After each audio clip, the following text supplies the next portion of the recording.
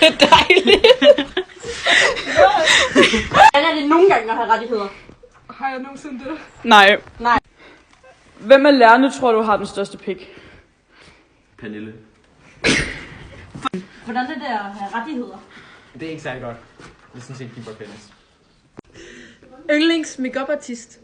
James Charles. Arndt, hvordan er det at være skolens eneste tysker? Forfærdeligt. Bedre end at der er andre tyskere. Altså, det.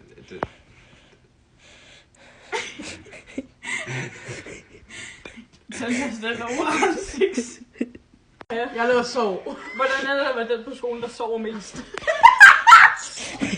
Jeg viber med det. Hvor meget cirka om dagen, Maja? 3 lektioner. Og sådan hed det samme som et togfirma.